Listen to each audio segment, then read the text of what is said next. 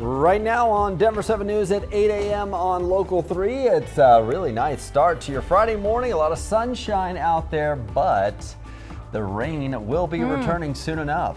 Yeah, as you're planning your weekend, you'll want to know, and Lisa is timing that out for you. Thanks for joining us. I'm Nicole Brady.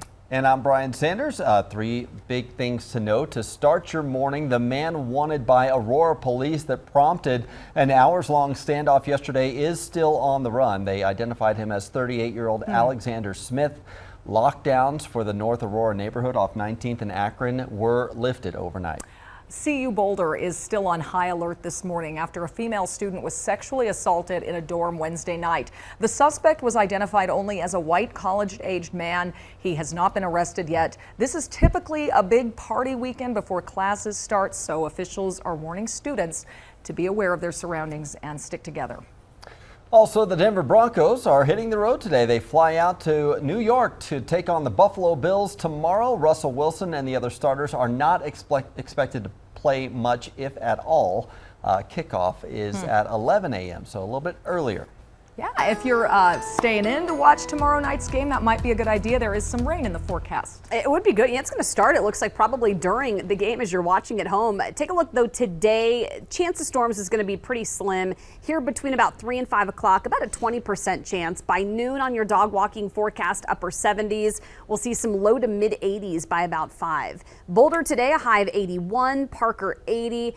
Mid to upper 80s for parts of northeastern Colorado, but definitely cooler than what we saw yesterday, especially up and through the mountains, where we are going to see more scattered storms and showers today and some wet conditions out west. You'll see that here on Futurecast by, it looks like, midday today. So a slight chance across the plains today, a better chance you're going to see wet roads tomorrow, and like what we saw earlier in the week, there may be some moderate to heavy rainfall, potentially some flash flood concerns in areas. We'll take a closer look at the rest of our Futurecast, and I'll show you just how cool it's going to get in your neighborhood on Saturday coming up. And right now we have a situation up there, or down to the south side of town, as well as over to the north side of town. I want to start with the C470 situation. And from the camera, I want to show you the camera right now. And what happened was there was State Patrol was telling me, you see the activity right here coming off of westbound C470 to exit there at Santa Fe. No traffic's getting through there right now. But the State Patrol is trying to stop somebody with no plates at 470 and Lucent. The driver took off. There was they say no pursuit, but at some point the troopers has a person in custody, and then they called the medical to the scene, so they still have that ramp blocked up right now, and so a little bit of traffic jamming. You can see that from the map as well down there, so it's a little bit slow on that side of C470. Also a lot of traffic still with that crash here on I-25 there at Orchard, so still really busy on that southbound side of I-25. And this is the latest problem up by the mall. Take a look from the camera. The left and the express lanes are all blocked up. Westbound Highway 36 over by Flatirons, and so you do have a delay coming in from Wadsworth.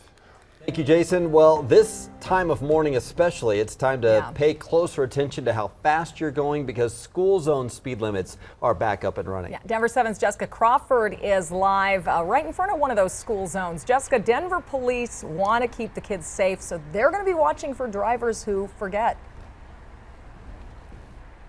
That's right. And after so many months of school not being in, drivers may really be used to just speeding through school zones like this one. Well, come Monday, it is going to be very important to take that extra time, slow down, and to be mindful of all the cars driving around you, as well as the bikers and the walkers, because on Monday, many kids throughout Denver are going to be heading back to school. And Denver police are going to be out and about making sure that people are minding the rules and slowing down in these school zones. They have these driving tips for commuters. First, stop for school buses that are loading and unloading students. Plus, pay attention to those school crossing guards. And remember, stopped vehicles may be allowing children to cross the road, so stay alert and don't pass them so you can help keep those kids safe.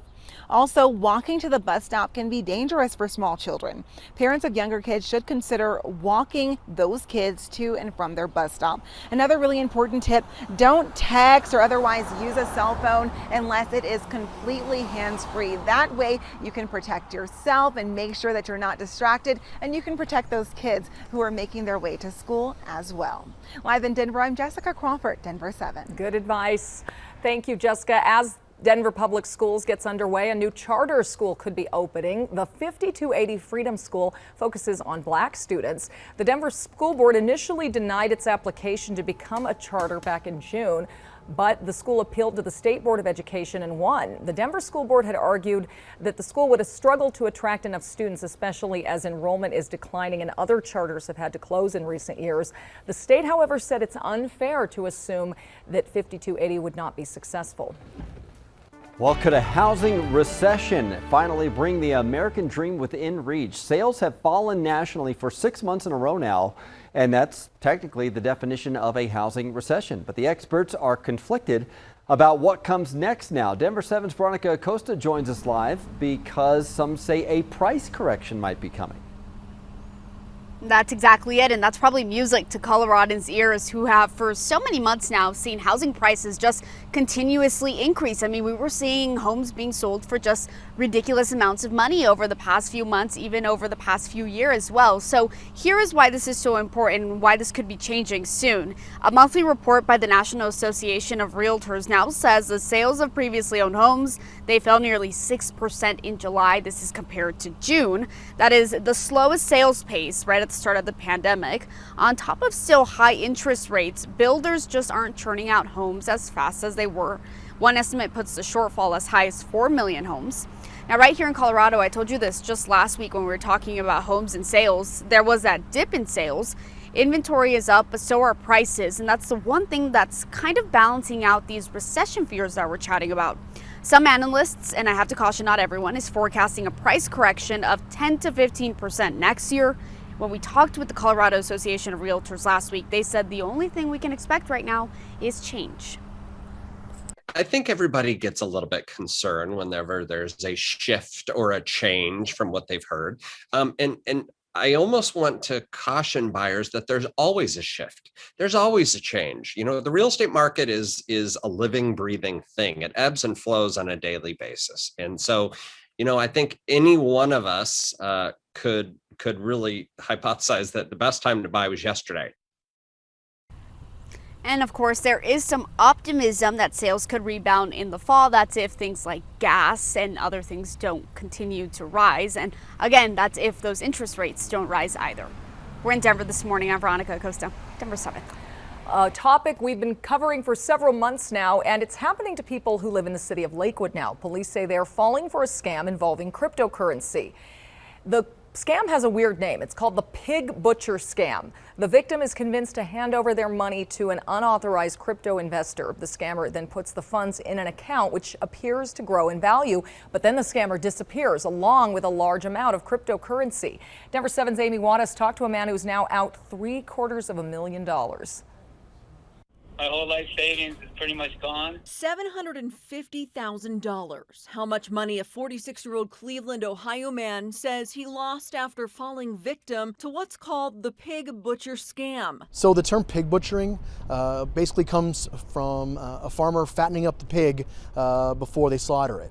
And in this case, it's the suspect who was fattening up their victim. John Romero says in the last month, Lakewood police have had a couple people fall victim to the scam, and it's usually through social media and dating sites like LinkedIn and Tinder. They put out an alert on their Facebook page reminding people to stay vigilant. I always thought, oh, I'll never fall for something like that. The victim from Cleveland reached out to Denver 7 when he saw our story from December on 52-year-old Steve Belcher, who lost $1.6 million in this scam. So he wanted to share his story to help others. He says he talked to his scammer on Tinder for a few months, long enough for her to gain his trust, and that's when the crypto conversations began. She told me about this site to sign up for, and that's what gave me the confidence, is that I was doing everything. He was able to make a few withdrawals without a problem from the crypto account he set up, but soon after he could no longer access the money. Then this message from the scammer he shared with us, telling him he had to pay a $204,000 deposit to be able to access his crypto account, only then realizing he'd been scammed. Lakewood police say there's several things you can do to prevent this from happening to you. It's one of those things where, never spend your money online with someone you don't know, especially if you've never met them in person. And never give out your account information or forms of ID to someone you don't know. Do your homework and if it's too good to be true, it probably is. Yeah, Lakewood police say the reality is most victims of crypto scams never see their money again. So still give police a call if you suspect you may be a victim.